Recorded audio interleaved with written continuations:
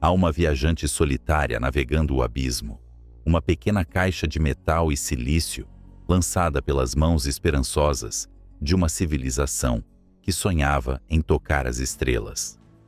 A Voyager 2, agora a mais de 18 bilhões de quilômetros de casa, flutua através da heliopausa, aquela fronteira invisível onde o vento do nosso Sol morre e cede lugar ao frio absoluto do espaço interestelar. Durante décadas, ela tem sido os nossos olhos na escuridão, enviando sussurros de dados através do vazio. Cada bit levando mais de 16 horas para viajar na velocidade da luz até as grandes antenas parabólicas na Terra. Ela é um monumento à curiosidade humana, um frágil emissário vagando por um oceano de noite eterna. Mas hoje, o silêncio do espaço profundo não é vazio.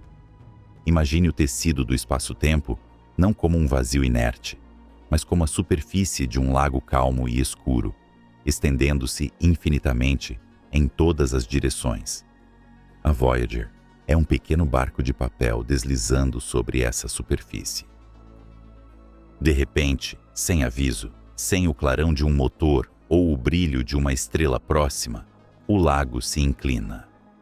Nos monitores do laboratório de propulsão a jato na Califórnia, a anomalia surge não como uma imagem, mas como um tremor nos números. O sinal da sonda sofre um desvio Doppler abrupto e violento. É como se, em um instante, uma mão invisível e colossal tivesse agarrado a pequena nave e a puxado para trás. A telemetria grita em confusão. Os giroscópios, que mantiveram a orientação da nave por quase meio século, giram loucamente, tentando encontrar um baixo que não existe mais. A estrutura de alumínio geme sob o estresse de forças de maré, que a física newtoniana clássica reservaria apenas para a proximidade de planetas gigantes. E então, o sinal cessa. Não há estática, nem mensagem de erro final. Apenas o nada. A Voyager 2 não avariou. Ela foi engolida pelo silêncio. A humanidade acaba de perder seu posto avançado mais distante, mas a perda da sonda é insignificante comparada ao que a sua morte anuncia. Algo entrou no quintal do nosso sistema solar. Algo que não reflete luz, que não emite calor detectável por nossos telescópios convencionais. Algo que possui a massa de 10.000 terras, comprimida em uma esfera de escuridão absoluta. Este é o ato 1 do nosso fim, ou talvez da nossa maior transformação. Um buraco negro errante chegou. Para compreender o que espreita na orla do nosso sistema, devemos abandonar a intuição humana. Nossos cérebros evoluíram para entender a pedra que cai, a lança que voa, o fogo que queima. Não evoluímos para compreender a curvatura do infinito. Um buraco negro não é um objeto no sentido tradicional, como uma rocha ou um planeta.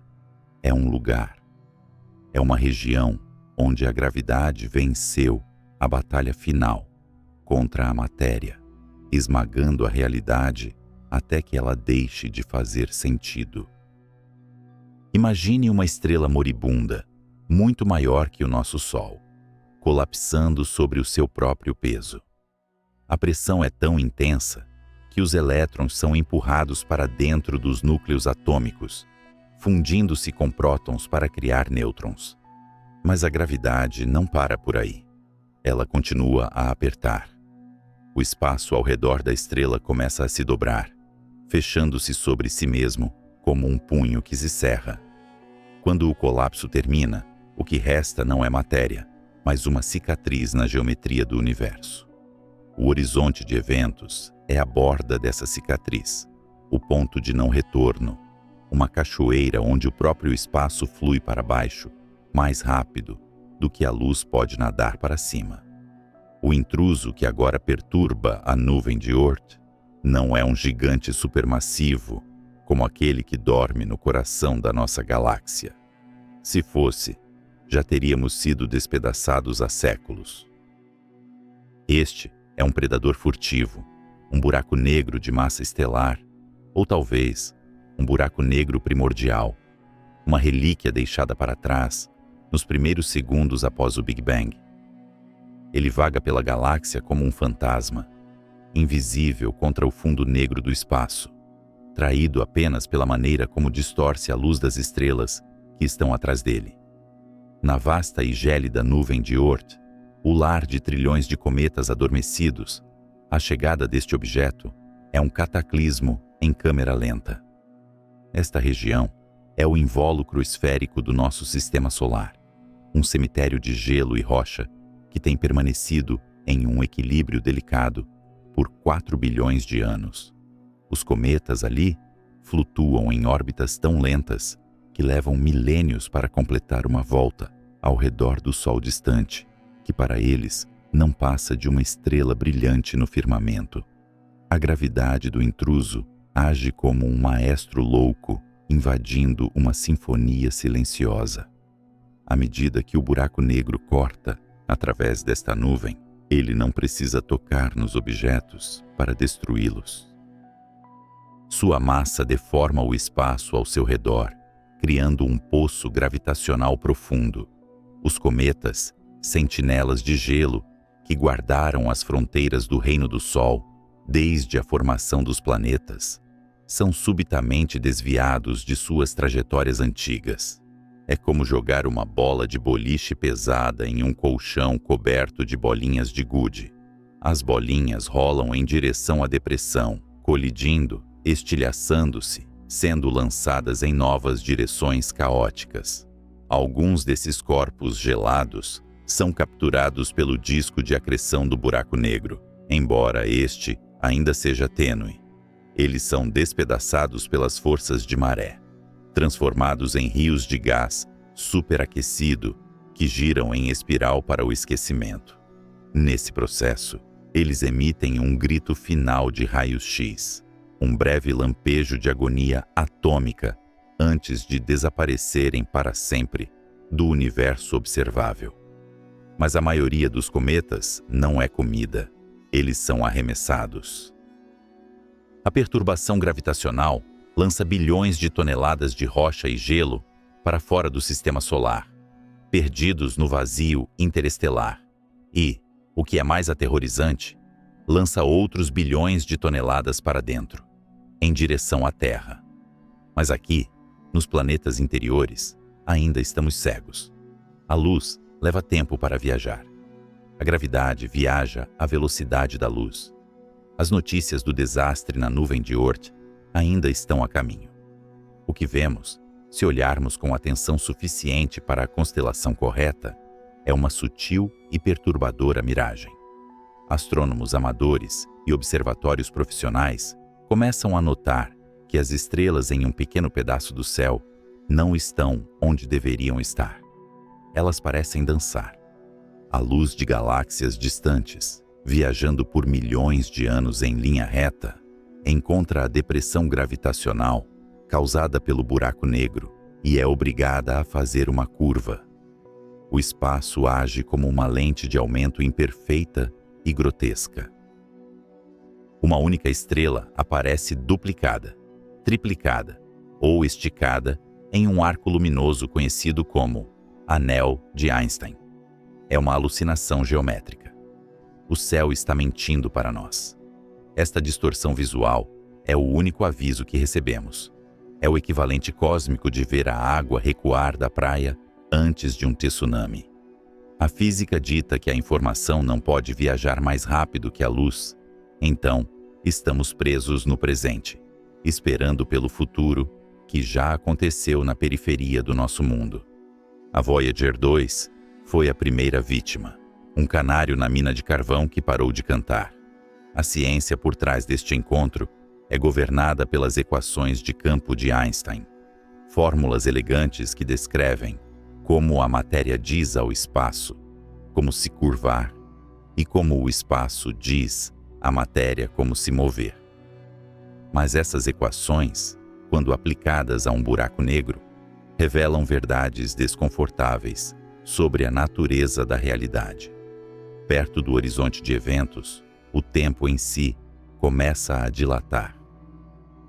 Se a Voyager tivesse sobrevivido tempo suficiente para transmitir dados enquanto caía em direção ao monstro, seus sinais teriam se tornado cada vez mais lentos, mais graves, esticando-se para o infinito. Para a sonda, a queda duraria um instante. Para nós, observadores distantes, a imagem da sonda ficaria congelada na borda da escuridão, desvanecendo-se lentamente para o vermelho, até desaparecer, um fantasma preso na eternidade. No entanto, o perigo imediato não é sermos engolidos.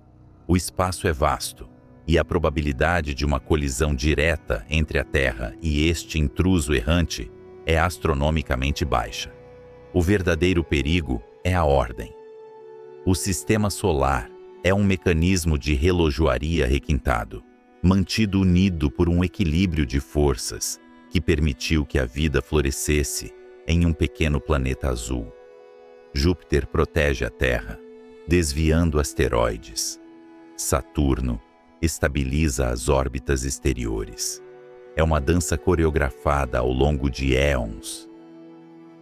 A introdução de uma nova massa significativa, um novo dançarino pesado e desajeitado, quebra a coreografia.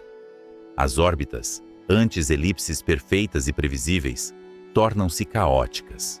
O termo técnico é problema de N-corpus, uma situação matemática onde prever o movimento futuro dos planetas se torna impossível a longo prazo. A estabilidade que tomamos como garantida, a certeza de que a Terra estará no mesmo lugar em relação ao Sol daqui a 1 ano, começa a se dissolver. Nas profundezas frias, o buraco negro continua sua marcha silenciosa. Ele não tem malícia. Ele é apenas uma força da natureza, uma manifestação da entropia. Ele é a encarnação da indiferença do universo.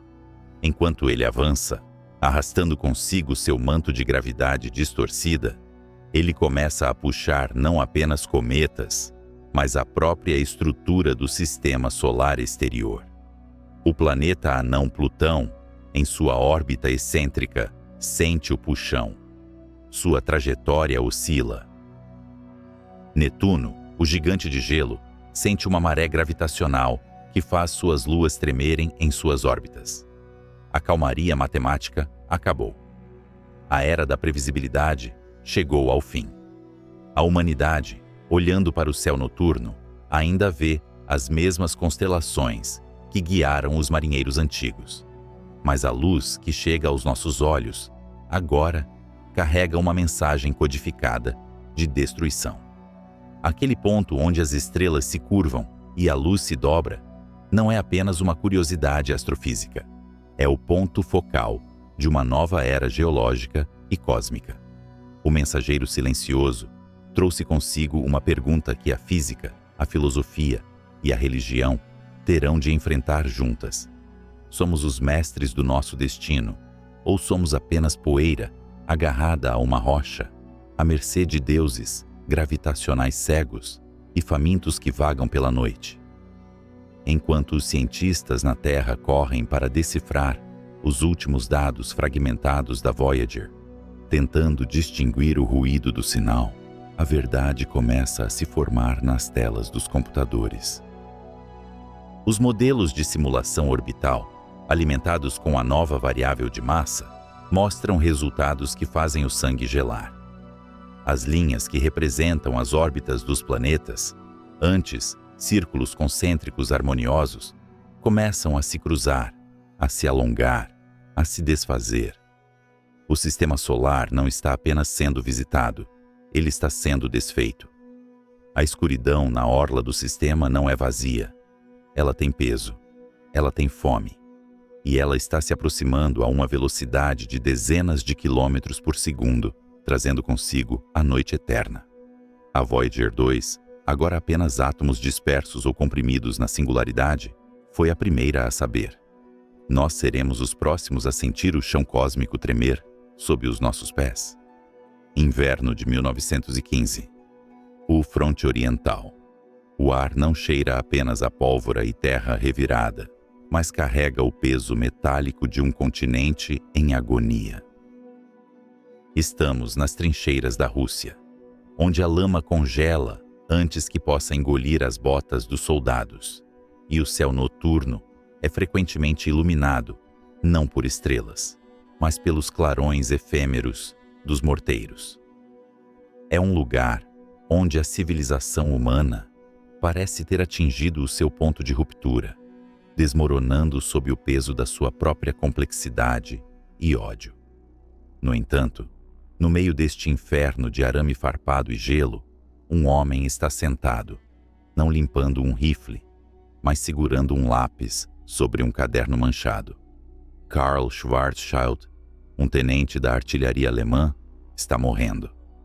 Sua pele está coberta de bolhas dolorosas, uma manifestação cruel de uma doença autoimune rara chamada pênfigo, que faz com que seu próprio corpo declare guerra contra si mesmo, espelhando o conflito que o cerca. Mas a mente de Schwarzschild não está na guerra, nem na dor de sua carne em decomposição.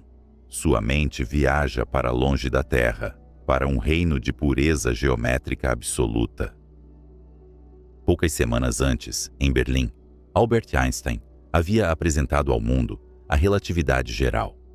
Era uma catedral de pensamento, uma nova descrição da gravidade, não como uma força invisível que puxa maçãs para o chão, mas como a curvatura do próprio palco onde o universo encena sua peça. Mas as equações de Einstein eram notoriamente difíceis. Eram monstros matemáticos, sistemas de equações diferenciais parciais não lineares que pareciam impossíveis de resolver de forma exata. O próprio Einstein acreditava que apenas aproximações grosseiras seriam possíveis.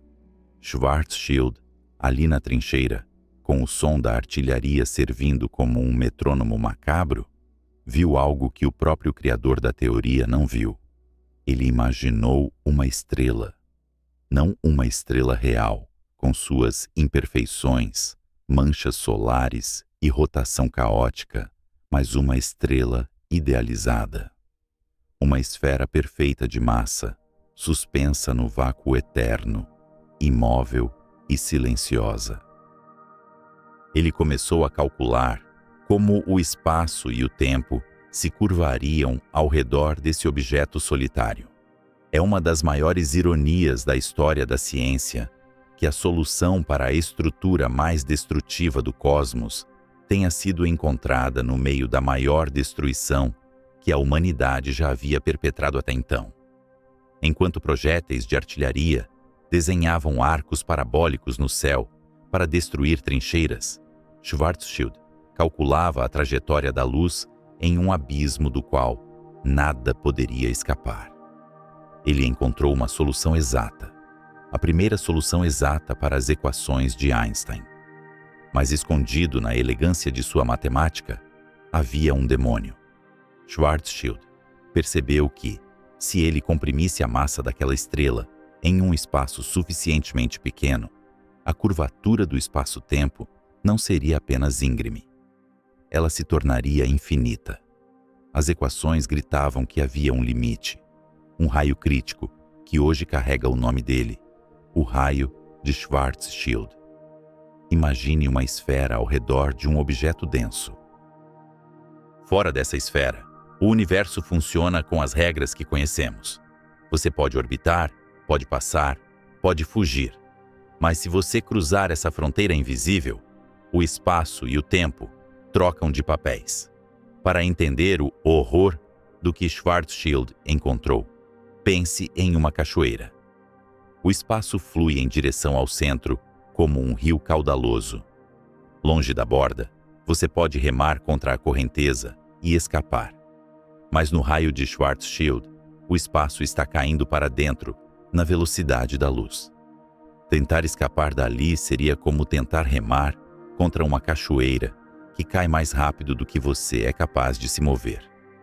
Nem mesmo a luz, o mensageiro mais rápido do universo, consegue subir essa correnteza. A luz tenta sair, correndo a 300 mil quilômetros por segundo. Mas o espaço sob seus pés está desabando para o centro na mesma velocidade. O fóton permanece congelado na borda, um prisioneiro eterno, correndo sem sair do lugar, como um homem em uma esteira rolante demoníaca. Schwarzschild escreveu suas descobertas em uma carta e a enviou para Einstein, em Berlim. Suas palavras carregavam uma humildade assustadora diante da magnitude do que ele havia descoberto. Ele escreveu que a guerra o havia tratado com gentileza suficiente para permitir que ele se afastasse de tudo e fizesse essa caminhada pela terra das suas ideias. Quando Einstein recebeu a carta, ficou atônito. A matemática era impecável, a lógica era irrefutável, mas a conclusão física era repugnante. Einstein, o homem que havia revolucionado nossa compreensão do universo, recuou diante do abismo que Schwarzschild havia aberto. Para Einstein e para a maioria dos físicos da época, a natureza deveria ter mecanismos de proteção. A ideia de que uma estrela poderia colapsar até um ponto de densidade infinita, criando um buraco na realidade, parecia uma aberração. Deveria haver uma lei, uma força, algo que impedisse a matéria de se esmagar até o esquecimento. Eles chamaram isso de singularidade de Schwarzschild, e por décadas foi tratada como um erro de cálculo da natureza, uma curiosidade matemática que nunca poderia existir no mundo real, de carne, pedra e fogo. Era impensável que a realidade permitisse tal monstruosidade.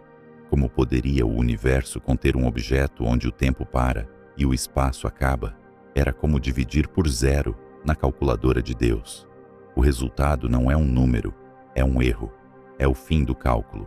Schwarzschild morreu poucos meses depois, em maio de 1916, vítima de sua doença, sem nunca saber que havia descoberto os monstros que agora assombram o centro de cada galáxia.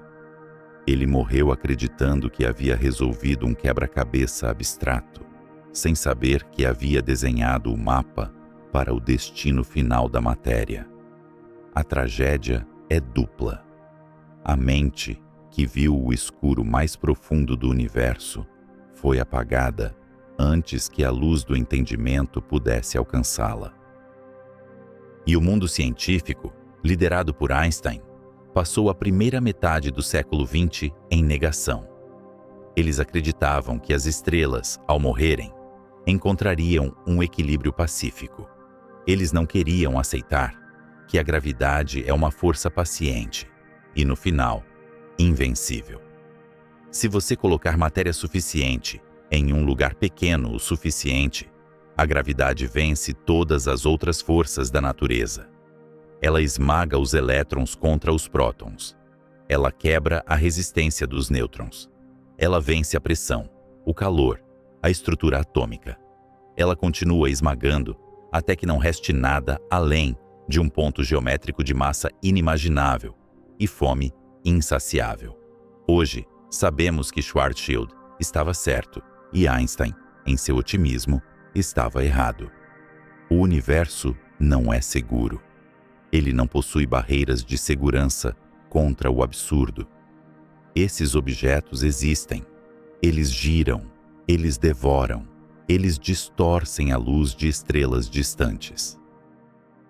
E agora, voltamos nossa atenção para o presente, para o nosso cenário hipotético, mas aterrorizante. O objeto que Schwarzschild calculou nas trincheiras, aquele ponto abstrato no papel, agora se tornou real e está se movendo. Não está mais confinado a uma galáxia distante ou a uma equação em um caderno velho.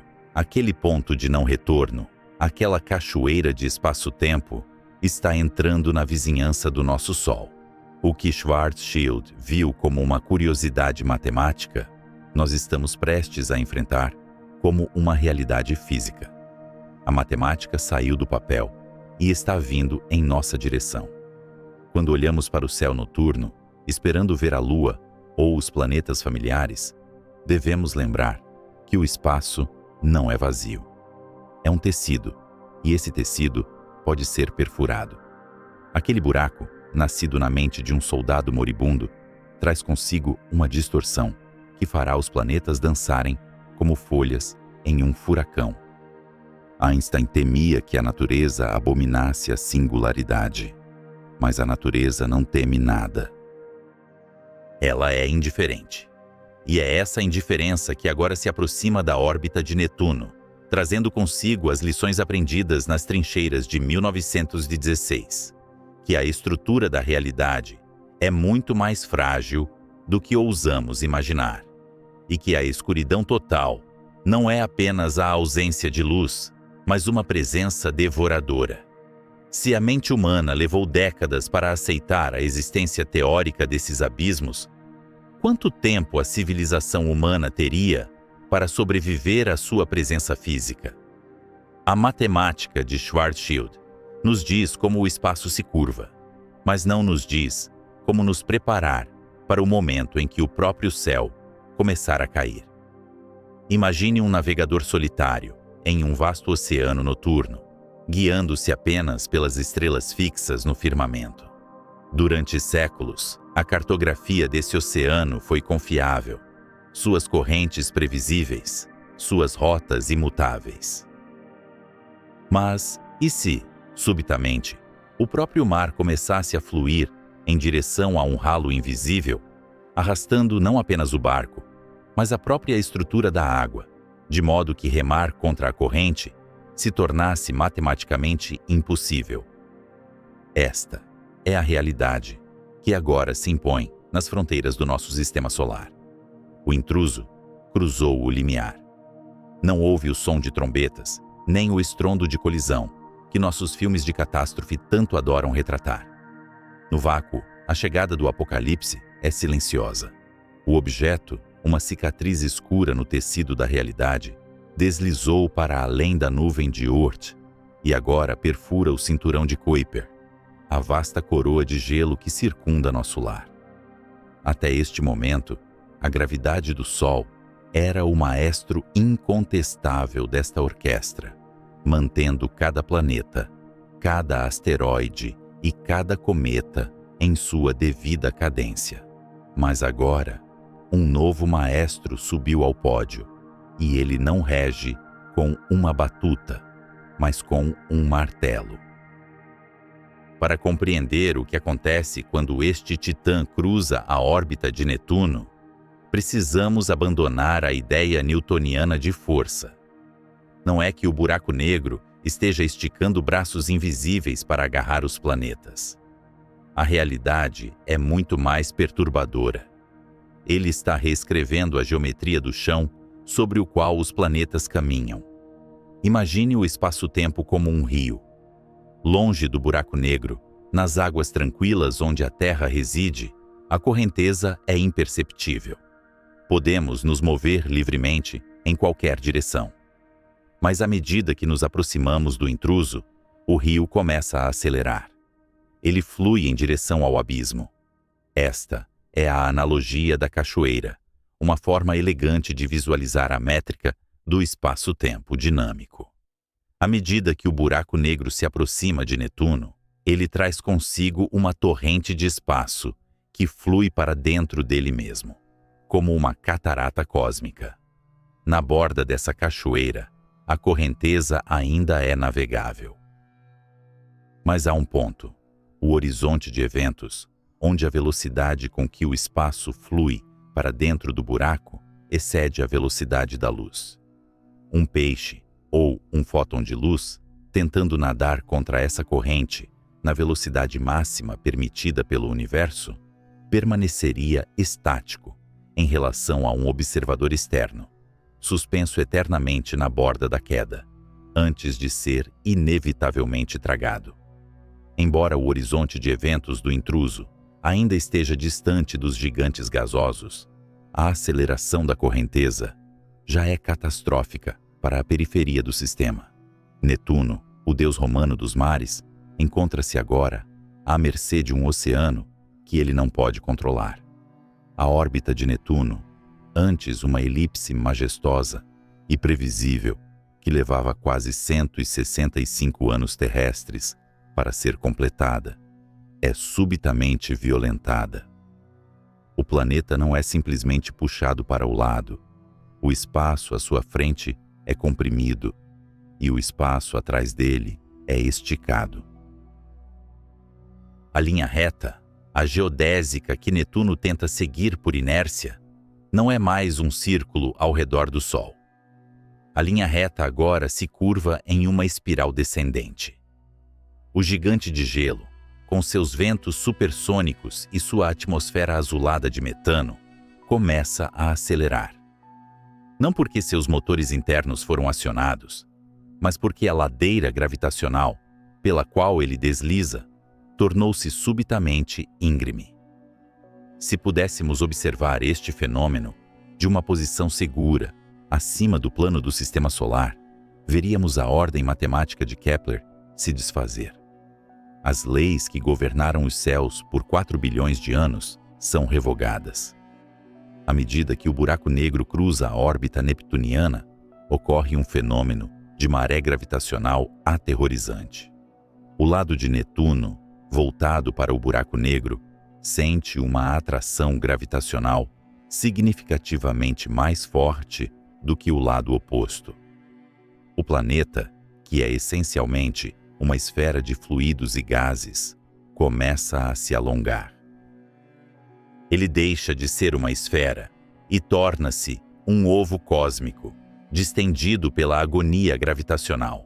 As luas de Netuno são as primeiras vítimas visíveis dessa nova geometria. Tritão, a maior delas, que orbita em direção retrógrada, é arrancada de seu mestre. A delicada dança gravitacional que a mantinha presa é quebrada pela força bruta do intruso. Tritão não cai no buraco negro imediatamente. Em vez disso, é arremessada para o escuro, uma pedra de gelo e rocha ejetada do Sistema Solar em uma trajetória hiperbólica, condenada a vagar pelo espaço interestelar como um órfão exilado, congelado para sempre na escuridão entre as estrelas. Mas a destruição física é apenas um aspecto do horror. Há também a distorção visual, a miragem do fim dos tempos. A luz das estrelas distantes, que deveria passar reta ao fundo, é capturada pela gravidade do intruso e dobrada ao redor dele. Para um observador em uma das luas restantes, ou para as sondas que deixamos para trás, o céu começa a se deformar. O buraco negro não aparece apenas como um disco negro. Ele se veste com a luz do universo que está distorcendo. Um anel de Einstein perfeito e brilhante se forma ao redor da escuridão central. Uma auréola de luz roubada de estrelas que estão atrás dele. É uma visão de beleza terrível. O abismo olhando de volta para nós, coroado pela luz de galáxias distantes. E então, o caos se espalha para dentro. O cinturão de Kuiper, lar de trilhões de corpos gelados, é transformado em uma espingarda cósmica.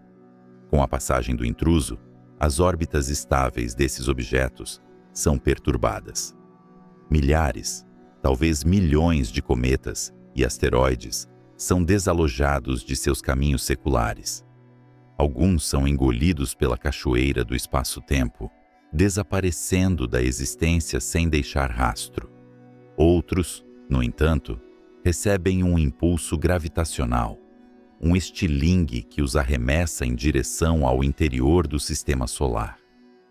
O que antes era um balé ordenado, torna-se um motim.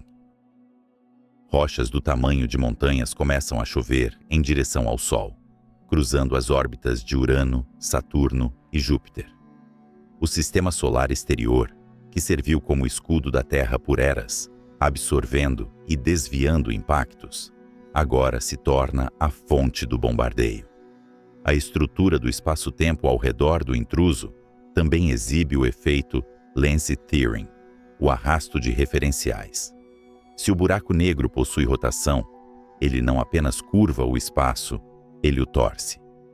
Como uma colher girando em um pote de mel, a rotação do buraco negro arrasta o próprio tecido do espaço ao seu redor. O tempo e o espaço são misturados em um vórtice. Para qualquer objeto pego nessa região, permanecer parado não é uma opção. O próprio espaço está girando, obrigando a matéria a participar dessa dança fúnebre. Netuno, agora irreconhecível e esticado, cruza o ponto de não retorno orbital. Ele não caiu no horizonte de eventos, não ainda, mas sua órbita solar foi destruída. Ele foi capturado. O planeta torna-se um satélite do intruso, orbitando-o em uma velocidade vertiginosa, enquanto sua atmosfera é lentamente drenada, formando um disco de acreção incandescente ao redor do buraco negro. O azul frio de Netuno se transforma em um vermelho e branco ardente, à medida que o atrito do gás em espiral aquece a matéria a temperaturas estelares. Onde antes havia um planeta silencioso e gelado, agora há um farol de raios-x gritando no escuro, anunciando a posição do predador. A estabilidade do sistema solar é um castelo de cartas construído sobre a delicada compensação de forças ao longo de bilhões de anos. O intruso acabou de retirar a carta de base. A perturbação gravitacional viaja na velocidade da luz, enviando ondas de choque através da teia métrica do sistema. Urano é o próximo. Ele sente o tremor no chão do espaço-tempo antes mesmo de ver o destino de seu irmão. A geometria sagrada que Kepler descreveu, as elipses perfeitas, as áreas iguais em tempos iguais, tudo isso é agora apenas uma nota de rodapé na história de um sistema que está morrendo. O palco foi inclinado. Os atores estão escorregando. E, no centro desse novo arranjo, o olho escuro permanece impávido, faminto e, acima de tudo, paciente. Ele não precisa caçar. Ele é o ralo para onde toda a história flui. Enquanto observamos os destroços de Netuno começarem a brilhar no disco de acreção, iluminando a escuridão periférica com a luz de sua própria destruição, uma pergunta mais urgente se forma. A barreira externa caiu. Os sentinelas de gelo foram dispersos ou devorados. O caminho para os reis do sistema solar, Júpiter e Saturno, está agora aberto. E se a gravidade é capaz de despedaçar um gigante de gelo, como se fosse neblina, o que ela fará com o gigante gasoso que mantém a Terra a salvo? Paris, 1802. O matemático Pierre-Simon Laplace apresenta sua obra monumental, A Mecânica Celeste, a Napoleão Bonaparte. O imperador, intrigado pela complexidade das equações que descreviam o movimento dos planetas com a precisão de um relógio suíço, perguntou onde Deus se encaixava naquele sistema. Laplace, com a frieza do aço, respondeu que não precisava dessa hipótese. Para ele e para os séculos de ciência que se seguiriam, o sistema solar era uma máquina perfeita, eterna e imutável. Se conhecêssemos a posição e a velocidade de cada partícula no universo em um único momento, poderíamos prever o futuro para sempre. Era o sonho do determinismo, a crença de que a ordem era a lei suprema do cosmos. Mas Laplace não podia prever a chegada do intruso. Enquanto a humanidade dormia sob a falsa segurança dessa regularidade mecânica, uma sombra invisível cruzava o limiar do nosso quintal cósmico. O relógio, que tic-taqueou perfeitamente por 4 bilhões e meio de anos, estava prestes a ser desmontado, engrenagem por engrenagem. O buraco negro, uma singularidade errante, nascida na morte violenta de uma estrela antiga, já havia devorado a nuvem de Oort e dispersado os cometas como poeira ao vento. Agora, ele adentra o santuário dos gigantes gasosos.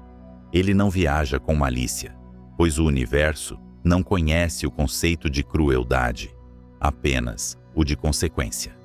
Ele é uma massa escura, compactada em um ponto infinitesimal, carregando consigo a gravidade de 10 sóis, movendo-se silenciosamente pelo vácuo. Imagine uma mesa de bilhar perfeitamente arranjada. As bolas são os planetas, girando em suas elipses imaculadas, mantidas no lugar pelo feltro verde do espaço-tempo e pelas bordas rígidas das leis de conservação. O jogo segue regras estritas. Então, sem aviso, alguém lança uma bola de boliche de chumbo sobre a mesa. A geometria euclidiana do jogo é instantaneamente violada.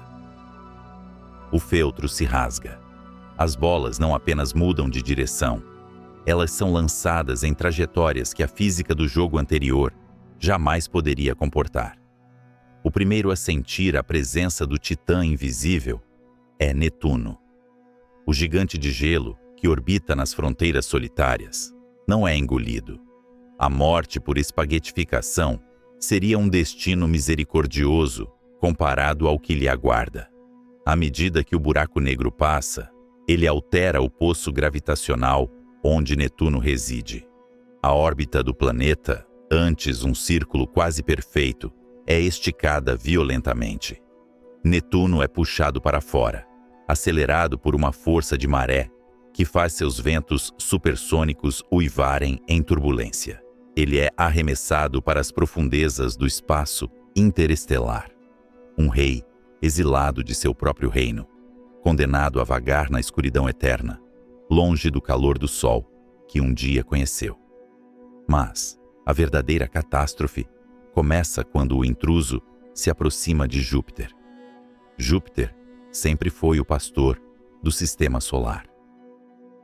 Com sua massa colossal, ele agia como um escudo, atraindo asteroides perigosos ou expulsando-os para longe da Terra.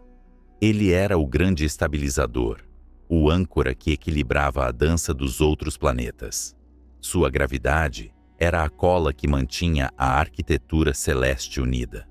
Agora, o pastor encontra um lobo que ele não pode intimidar. A interação que se segue é um exemplo brutal do problema dos três corpos. O Sol puxa Júpiter. Júpiter puxa o Sol. Mas agora, o buraco negro puxa ambos com uma ferocidade que zomba das equações de Kepler. Não há mais órbitas fechadas e previsíveis. O sistema entra em um estado de caos determinístico. À medida que o buraco negro corta a órbita de Júpiter, ocorre uma transferência de momento angular de proporções bíblicas. É uma assistência gravitacional, semelhante à que usamos para enviar sondas como a Voyager para fora do sistema solar, mas em uma escala apocalíptica. O buraco negro rouba a energia orbital de Júpiter, ou, dependendo do ângulo de aproximação, doa uma quantidade fatal de velocidade cinética.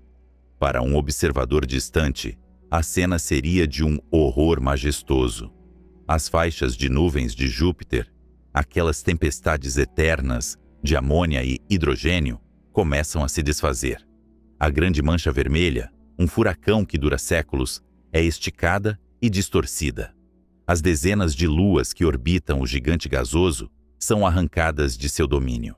Europa, Ganimedes e Calisto são dispersas como sementes sopradas de um dente de leão, transformando-se em planetas anões independentes ou projéteis de gelo e rocha. Então, acontece o impensável. A força gravitacional do buraco negro supera a ligação do Sol. A corda invisível que segurou Júpiter por éons se rompe. O rei dos planetas é ejetado. Com uma velocidade que desafia a compreensão, Júpiter é lançado para fora do plano da eclíptica. Ele não apenas se afasta, ele foge. A massa que estabilizava todo o sistema solar desaparece da equação. Abalado em suas fundações, o centro de massa de todo o sistema solar se desloca violentamente. O Sol oscila em resposta, como um sino badalado por um gigante. A remoção de Júpiter é o toque de recolher para a ordem newtoniana. Sem a sua influência gravitacional, pastoreando o cinturão de asteroides, as rochas espaciais, que flutuavam pacificamente entre Marte e Júpiter, perdem seu mestre. As lacunas de Kirkwood, zonas vazias mantidas pelas ressonâncias orbitais com Júpiter, deixam de existir. O cinturão se desfaz. Milhões de asteroides variando do tamanho de seixos ao tamanho de cidades como Ceres e Vesta são liberados de suas prisões orbitais. Não é mais uma procissão ordenada, é um motim. As perturbações gravitacionais criadas pela passagem do buraco negro e pela expulsão de Júpiter transformam o cinturão em um enxame de estilhaços. A física aqui é implacável. Cada asteroide agora segue uma nova trajetória hiperbólica ou elíptica altamente excêntrica. O sistema solar interior, o santuário rochoso de Mercúrio, Vênus, Terra e Marte, torna-se o alvo de um bombardeio cósmico. O que antes era um vasto vazio pontuado por planetas serenos, agora é um campo de tiro cruzado. Da superfície da Terra, a mudança no céu noturno começa sutilmente, mas logo se torna aterrorizante. O brilho constante de Júpiter, um farol familiar para navegadores e astrônomos desde a Babilônia, diminui rapidamente à medida que ele mergulha no abismo profundo. Em seu lugar, o vazio. Mas o vazio não permanece escuro por muito tempo. O buraco negro em si permanece invisível, uma ausência de luz contra o fundo estrelado, detectável apenas pela distorção das estrelas atrás dele. Uma lente gravitacional que mancha o firmamento como óleo na água. Mas sua influência é inegável. Marte é o primeiro a sofrer o impacto direto do caos. Sua órbita, já mais elíptica que a da Terra, torna-se errática. O planeta vermelho oscila em seu eixo, e então a chuva começa. Não é uma chuva de água, mas de fogo e rocha. Asteroides desviados do cinturão colidem com a atmosfera tênue marciana. Clarões de luz, visíveis até mesmo da Terra a olho nu, pontuam a superfície enferrujada. Crateras antigas são obliteradas por novas cicatrizes. A poeira levantada pelos impactos cobre o planeta em um inverno global instantâneo. Mas a ameaça para a Terra não é apenas o bombardeio físico. É a desestabilização da própria estrutura do tempo e do espaço local. O relógio de Laplace não apenas parou. As molas saltaram para fora. A regularidade das estações, a duração do ano, a inclinação do eixo, tudo o que permitiu o florescimento da vida complexa, dependia de uma estabilidade orbital, que agora é apenas uma memória. A mecânica celeste nos ensina que sistemas de muitos corpos são inerentemente instáveis a longo prazo, mas a presença de uma massa superdensa acelera essa instabilidade de bilhões de anos para meros meses. O buraco negro age como um atrator estranho, introduzindo variáveis que tornam qualquer previsão climática ou astronômica obsoleta. A humanidade, que passou séculos decifrando os códigos das estrelas para navegar pelos oceanos e plantar suas colheitas, agora olha para cima e vê um céu que não sabe mais ler. As constelações do zodíaco, pano de fundo fixo de nossas mitologias, são distorcidas pela passagem da lente gravitacional. O universo familiar, aquele que parecia ter sido feito para nós, revela sua verdadeira natureza, indiferente, dinâmico e violentamente imprevisível. Enquanto Júpiter desaparece na escuridão, levando consigo suas luas e a proteção que oferecia, o buraco negro continua sua marcha inexorável em direção ao Sol. Ele já desmantelou as defesas externas. Ele já exilou os guardiões.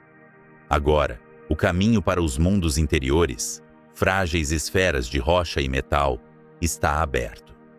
A gravidade, essa força que nos prende ao solo e mantém a Lua em seu curso, transformou-se de uma constante benevolente em uma maré destruidora. O sistema solar não é mais uma máquina. É um naufrágio em câmera lenta.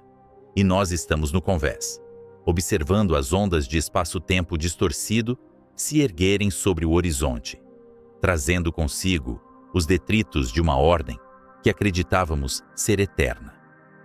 O que acontece quando a âncora do nosso mundo é cortada?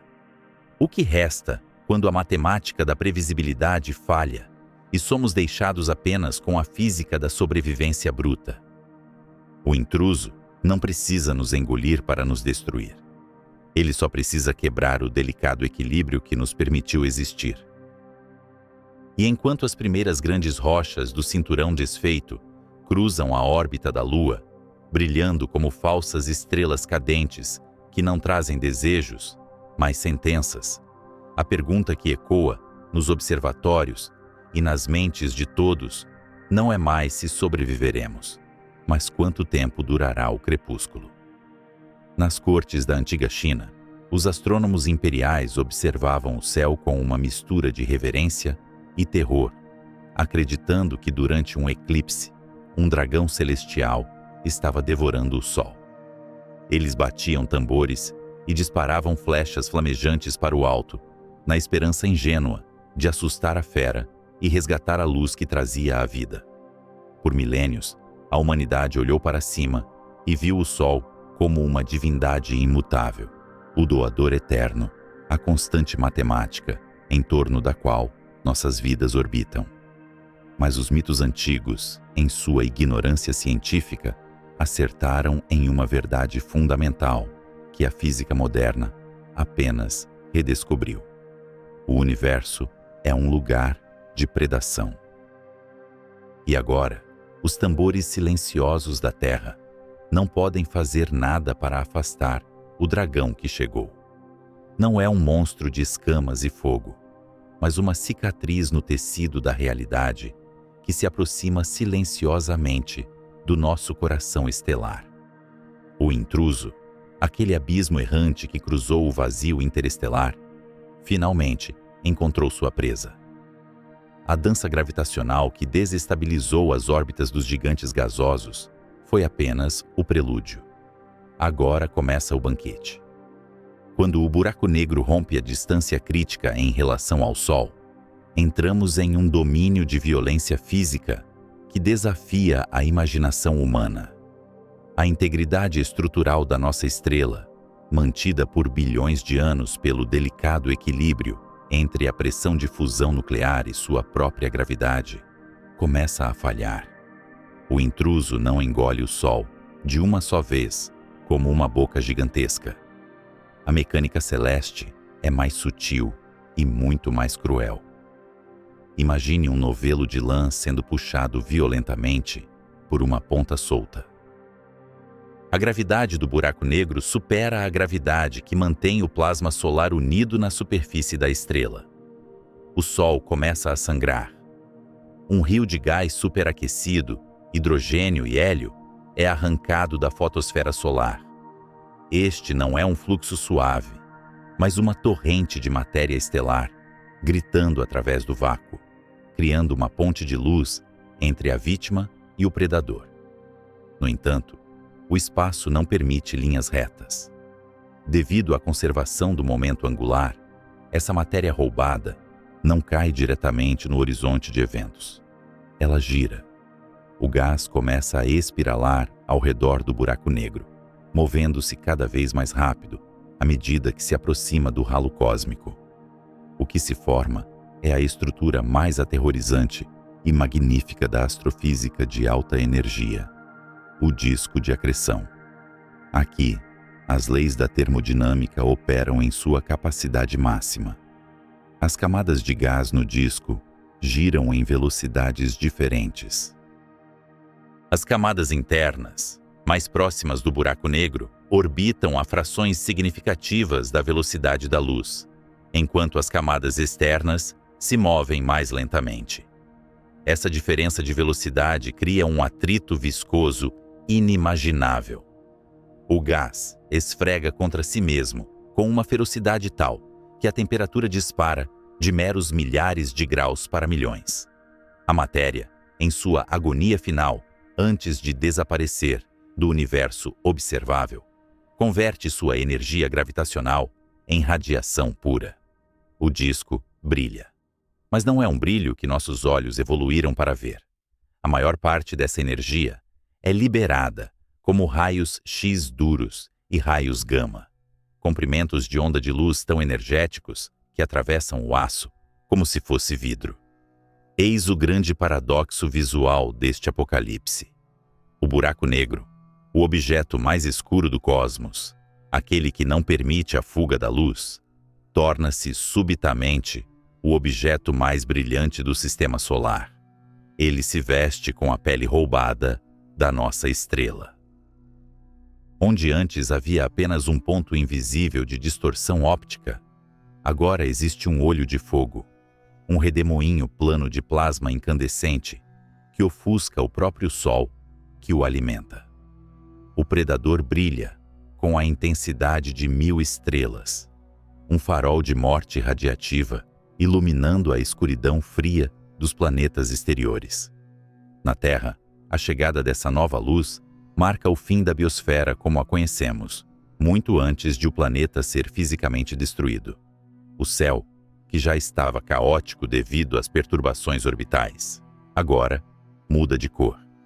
A luz azul suave da dispersão de Rayleigh é lavada por um branco violeta, penetrante e doentio. Mesmo que o buraco negro ainda esteja a uma distância considerável, a intensidade dos raios X que ele emite começa a arrancar a atmosfera superior da Terra.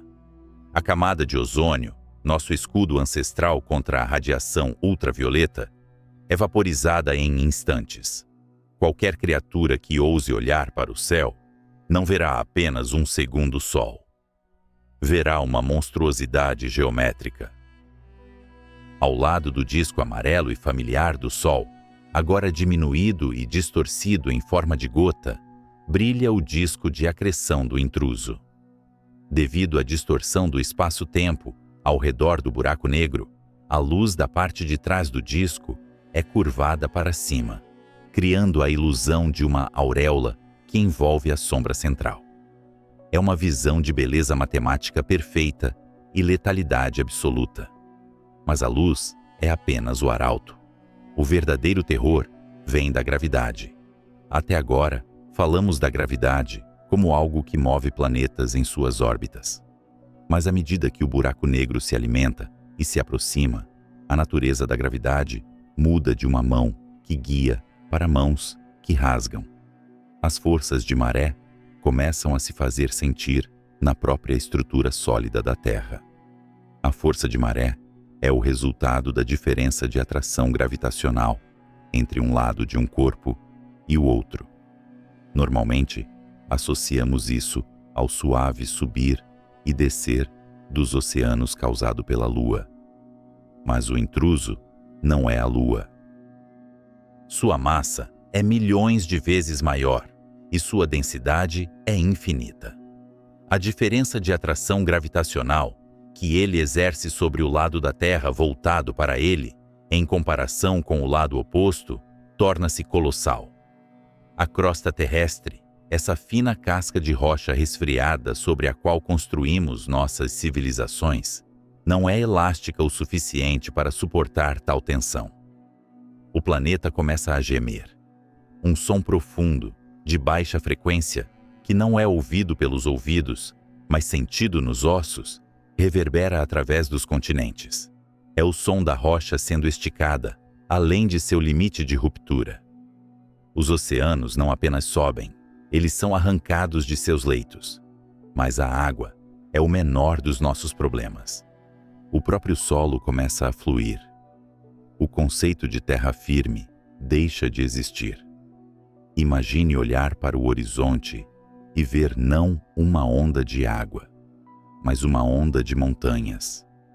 A litosfera se fratura, criando cânions instantâneos que engolem cidades inteiras. O magma, que estava preso sob pressão nas profundezas do manto, encontra milhares de novas saídas. O planeta sangra rocha derretida. Vulcões que estavam extintos há milhões de anos despertam em uníssono, e novas caldeiras se abrem no meio de planícies férteis e centros urbanos. Isso é o que os geólogos chamariam de aquecimento por maré, o mesmo processo que mantém o interior da lua Io de Júpiter em estado líquido. Mas aqui, acontece em uma escala planetária e em tempo real. A fricção das rochas internas da Terra, moendo umas contra as outras enquanto o planeta é amassado e esticado como uma bola de argila nas mãos de um gigante, gera calor interno suficiente para liquefazer o manto superior. A Terra torna-se um mundo de pesadelo, iluminado de cima pelos raios X letais do disco de acreção e de baixo pelo brilho vermelho de um oceano global de lava.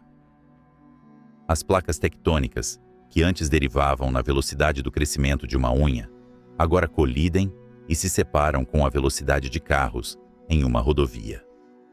E enquanto o nosso mundo se desfaz em fogo e rocha, o banquete no centro do sistema solar atinge seu clímax. O Sol, nossa mãe estelar, está visivelmente menor. Ele perdeu tanta massa para o parasita voraz que sua própria fusão nuclear começa a falhar. A pressão interna diminui. A estrela encolhe, não por evolução natural, mas por emaciação. O intruso está sugando a medula dos ossos do sistema solar. O disco de acreção brilha agora com uma fúria que cega sensores em sondas espaciais distantes, enviando um sinal para a galáxia de que uma estrela está sendo assassinada. É um evento comum no vasto cemitério do universo, uma nota de rodapé na história da Via Láctea. Mas para nós, é o desmantelamento sistemático de cada condição necessária para a existência. A luz que nos deu a vida agora alimenta a máquina que nos traz a morte. E, neste cenário de destruição total, onde a rocha flui como água e o céu queima com radiação invisível, surge uma questão perturbadora sobre a natureza do tempo e da observação. Se houvesse alguém vivo para testemunhar o horizonte de eventos do buraco negro através do brilho ofuscante do disco, o que veriam? Veriam o tempo parar? Veriam a história do sistema solar congelada na borda do abismo, preservada para sempre em um momento de silêncio eterno antes da queda? Ou a realidade física é indiferente aos paradoxos da nossa percepção? O Sol está morrendo, reduzido a um fiapo de glória, uma refeição quase terminada. A Terra é uma brasa deformada, contorcendo-se sob forças gravitacionais que zombam da solidez da pedra. Mas o intruso ainda não está satisfeito. A fome da singularidade é insaciável, e o prato principal acabou de ser servido. O que resta quando a estrela se apaga e a única luz que sobra é o brilho do próprio monstro? O frio do espaço profundo aguarda para reclamar o que o fogo não consumiu. Mas antes que o silêncio final desça, há um último ato de violência a ser encenado.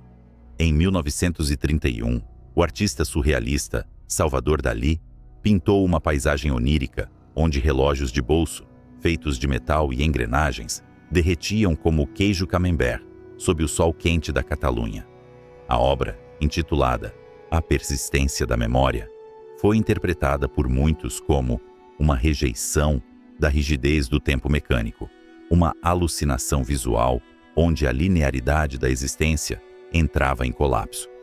Dalí afirmava ter se inspirado apenas em queijo derretido, mas, intencionalmente ou não, ele capturou a essência da mais estranha e aterrorizante previsão da física moderna.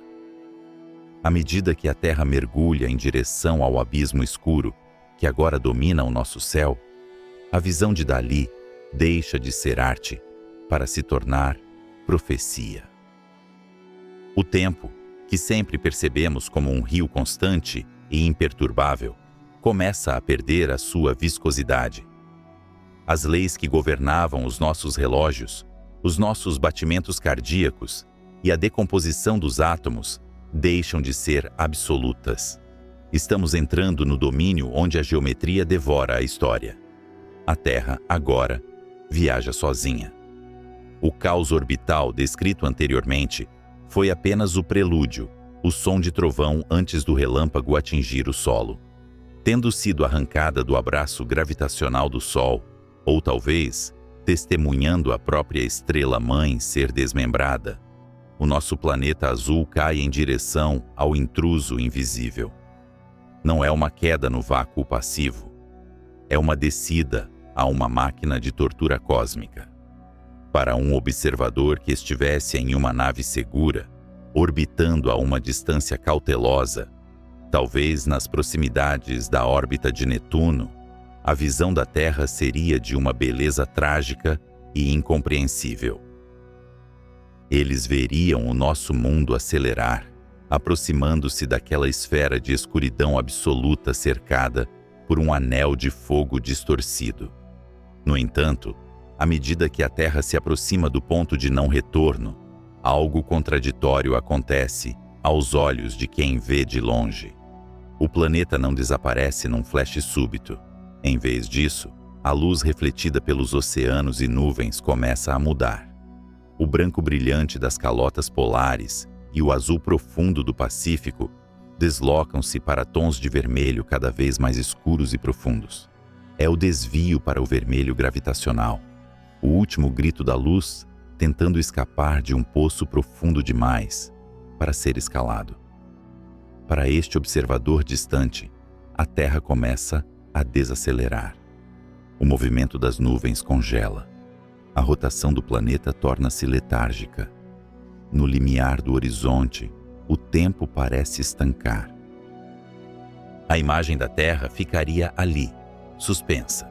Uma pintura fantasmagórica avermelhada, colada na eternidade, desvanecendo-se lentamente até se tornar invisível, mas nunca verdadeiramente, cruzando a linha aos olhos do universo externo.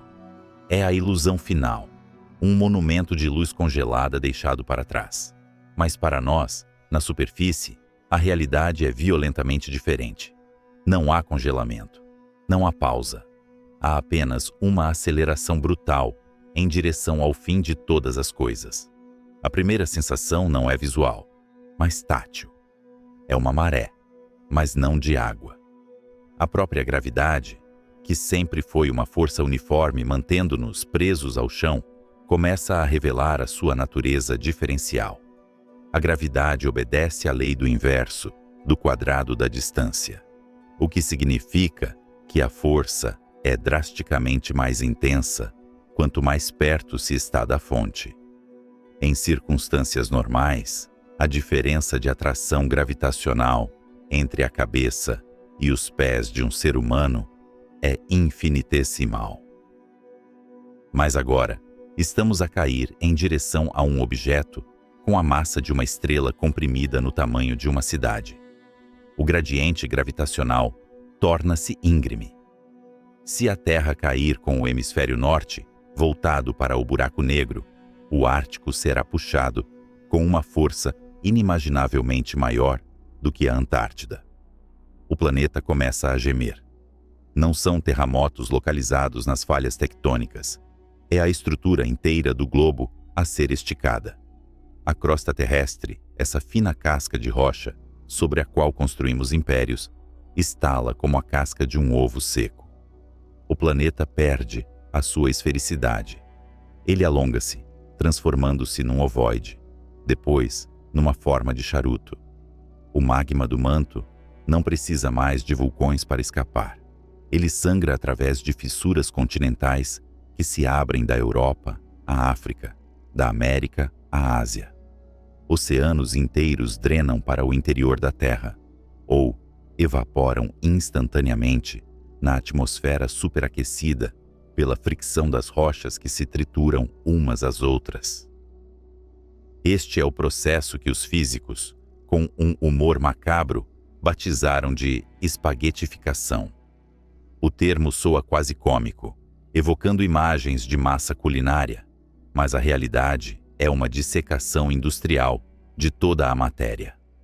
À medida que nos aproximamos, A diferença de força entre dois pontos quaisquer, seja o topo e a base de um edifício ou a cabeça e os pés de uma pessoa, excede a força das ligações moleculares que mantêm esses objetos íntegros. Primeiro, as estruturas humanas falham. Os arranha-céus de aço e vidro não desabam para baixo. Eles são puxados para cima e para baixo simultaneamente, desfiando-se como fios de tecido numa roca de fiar. As pontes estalam, os cabos de aço rompem-se como teias de aranha. Depois, a biologia cede. O corpo humano, uma maravilha da evolução biológica, não foi projetado para existir num ambiente onde os pés querem viajar mais rápido que a cabeça. O sangue é drenado para as extremidades inferiores ou superiores, dependendo da orientação. Os ossos, superados pela tensão de maré, separam-se. Não há dor prolongada, pois a velocidade do evento ultrapassa a capacidade dos nervos de transmitir sinais ao cérebro. Num instante, a complexidade biológica é reduzida à geometria. Somos esticados em longos filamentos de matéria orgânica, finos como cabelos, juntando-nos ao fluxo de detritos que outrora foi a Terra. Mas a espaguetificação não para na biologia ou na geologia. A tortura continua até ao nível atômico. As forças de maré tornam-se tão intensas que superam as forças eletromagnéticas que mantêm os elétrons orbitando os núcleos atômicos. A matéria deixa de ser matéria como a conhecemos. A rocha, a água, o ar e a carne são convertidos num fluxo de plasma primordial, uma sopa de partículas subatômicas fluindo em linhas retas em direção ao centro da atração. A Terra não é mais um planeta. É um rio de átomos cintilantes, um fio de luz sendo tecido na tapeçaria do horizonte de eventos. E enquanto o nosso corpo físico é desfeito, o que acontece com a nossa percepção do tempo, nestes últimos nanosegundos de consciência? Aqui reside o paradoxo mais profundo da relatividade. Enquanto o universo externo nos vê congelar, nós olhamos para fora e vemos o universo acelerar. A luz que cai atrás de nós, vinda das estrelas distantes e das galáxias remotas, ganha energia ao cair no poço gravitacional. Ela sofre um desvio para o azul, tornando-se mais energética, mais intensa. Se pudéssemos manter os olhos abertos e a mente intacta, veríamos a história futura do cosmos desenrolar-se em avanço rápido. As estrelas nasceriam e morreriam em segundos. As galáxias girariam como peões frenéticos. Toda a luz do universo, concentrada e amplificada pela gravidade extrema, cairia sobre nós como uma chuva de radiação dura, um clarão final ofuscante contendo eras de história cósmica, comprimidas num único momento de agonia visual. Estamos agora no limiar do desconhecido. A fronteira matemática, conhecida como raio de Schwarzschild, não é uma barreira física. Não há uma parede, nem um sinal de aviso. É simplesmente o ponto onde a velocidade de escape excede a velocidade da luz. É o ponto onde o aqui se separa causalmente do lá fora para sempre. Ao cruzar esta linha, a Terra, ou o fluxo de partículas que ela se tornou, sai do universo observável. Toda a informação, toda a história, todas as obras de Shakespeare, todas as guerras, todos os beijos e todas as lágrimas da humanidade são silenciados. Não há som no espaço, mas se houvesse, este seria o momento de um silêncio absoluto e pesado. A matéria que compunha a Terra junta-se à massa do buraco negro, aumentando infinitesimalmente o seu tamanho, estendendo o seu horizonte por uma fração de milímetro. A nossa existência torna-se parte da arquitetura da prisão que nos consumiu. Para o universo, somos agora apenas massa, carga e momento angular. As características que nos tornavam únicos foram apagadas, ou talvez armazenadas de alguma forma holográfica na superfície do horizonte, como sugerem as teorias mais ousadas da física quântica. O congelamento do tempo visto de fora e a destruição instantânea sentida por dentro são duas faces da mesma moeda, duas narrativas verdadeiras que nunca se podem reconciliar. A Terra torna-se um fantasma no céu para quem ficou para trás, uma imagem vermelha e desvanecida, um eco visual de um mundo que já não existe.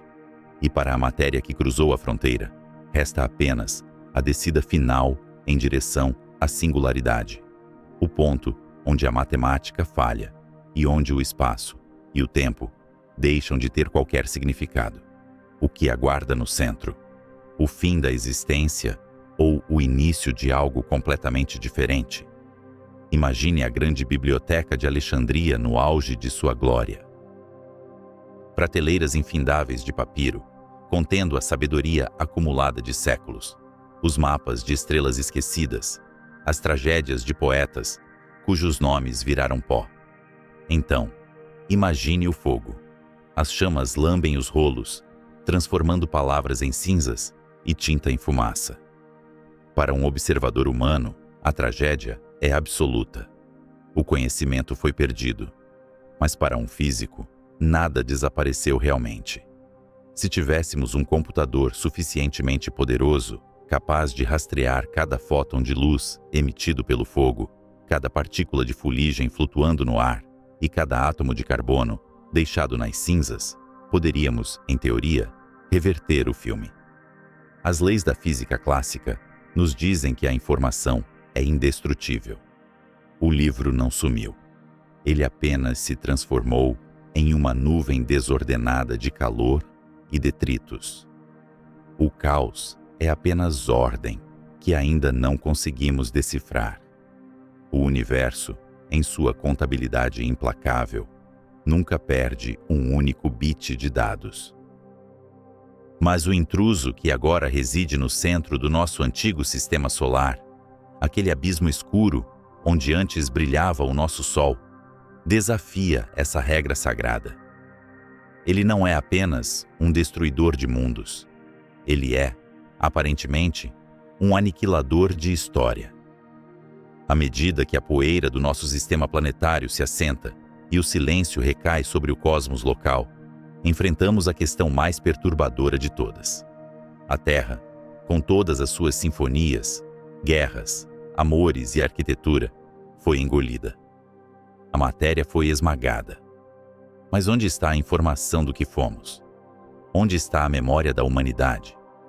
Para entender o destino final dos nossos vestígios, precisamos olhar não para a escuridão do buraco, mas para o seu brilho fraco e fantasmagórico. Durante muito tempo, acreditou-se que os buracos negros eram caixões eternos, prisões das quais nada escapava. Mas na década de 1970, Stephen Hawking percebeu algo extraordinário ao aplicar a mecânica quântica à borda desse abismo. O vácuo do espaço não é vazio. Ele fervilha com pares de partículas virtuais que nascem e se aniquilam constantemente.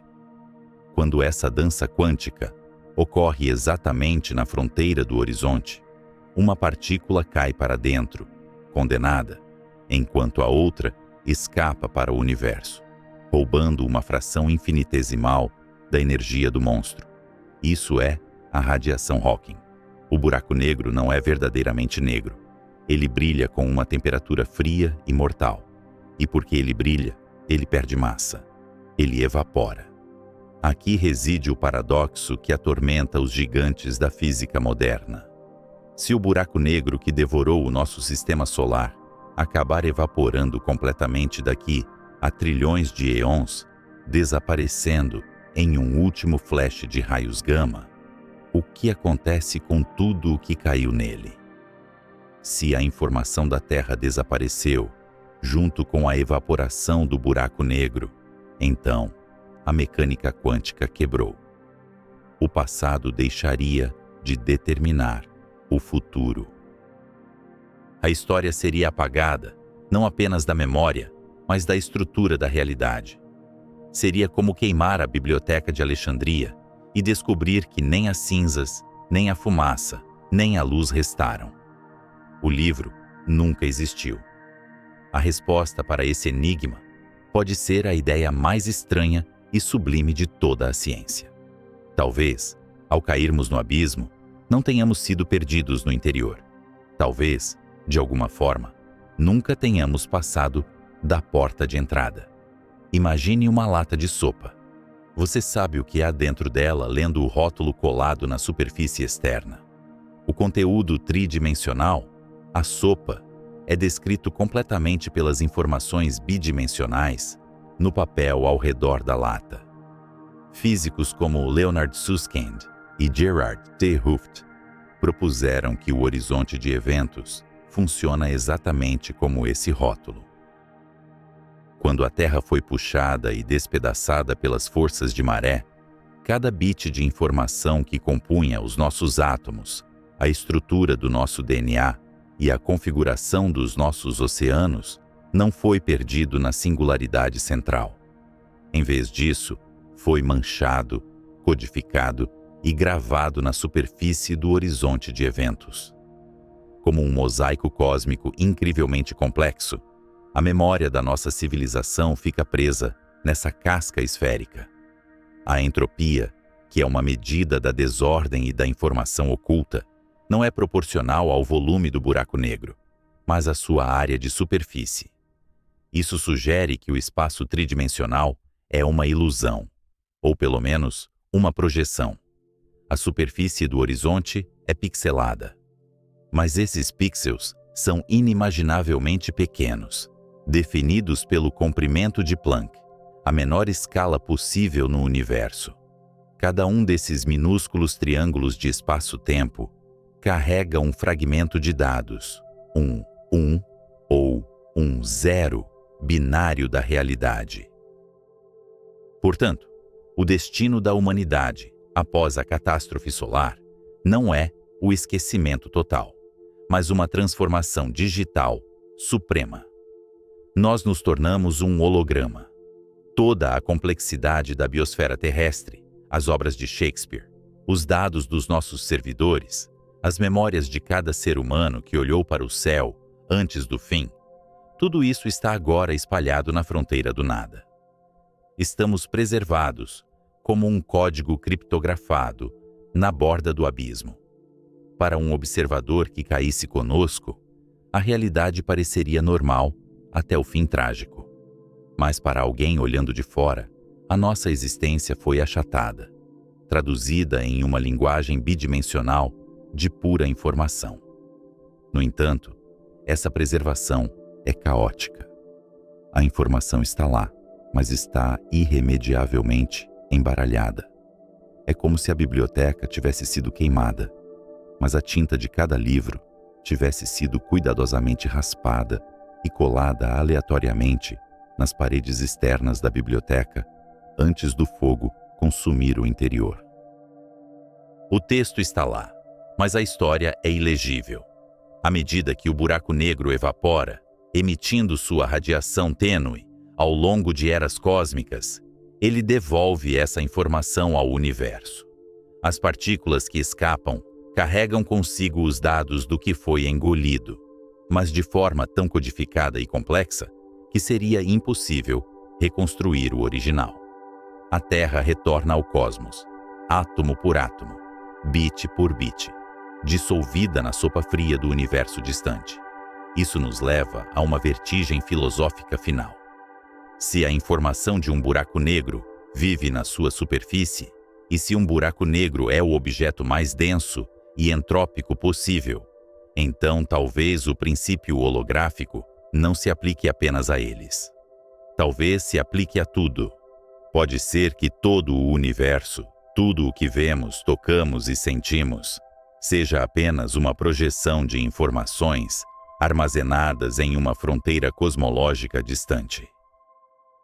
A nossa realidade tridimensional, a profundidade do espaço, a sensação de tempo passando, pode ser apenas o holograma gerado por um código bidimensional escrito nas bordas do cosmos. O buraco negro que invadiu o nosso sistema solar não trouxe apenas a morte. Ele trouxe uma revelação sobre a natureza da nossa existência. Nós somos feitos de poeira de estrelas, sim, mas fundamentalmente, somos feitos de bits. Somos flutuações de informação numa tela cósmica. Agora, olhamos para onde o nosso Sol costumava estar. Não há luz, apenas uma lente gravitacional distorcendo as estrelas de fundo, um círculo de escuridão perfeita, cercado por um anel de fogo moribundo. O sistema solar é um túmulo silencioso. Os planetas se foram. A vida se foi. Mas na superfície invisível daquela esfera negra, gravada em escalas menores que o núcleo de um átomo, a saga da humanidade permanece escrita. Somos o fantasma na máquina, o eco na caverna, a sombra na parede. A física nos diz que nada se perde, tudo se transforma. Mas essa transformação exige um preço terrível: a perda da forma, a perda da consciência, a dissolução no grande oceano da entropia. Diante dessa vastidão indiferente, onde impérios e planetas são reduzidos a dados numa superfície fria, resta-nos a humildade. O universo não é cruel, nem é gentil. Ele é simplesmente a grande contabilidade de tudo o que pode acontecer. E se a nossa história é apenas um arranjo temporário de informações destinadas a serem embaralhadas pelo tempo, isso torna o momento presente, o aqui e o agora, a única coisa que realmente possuímos?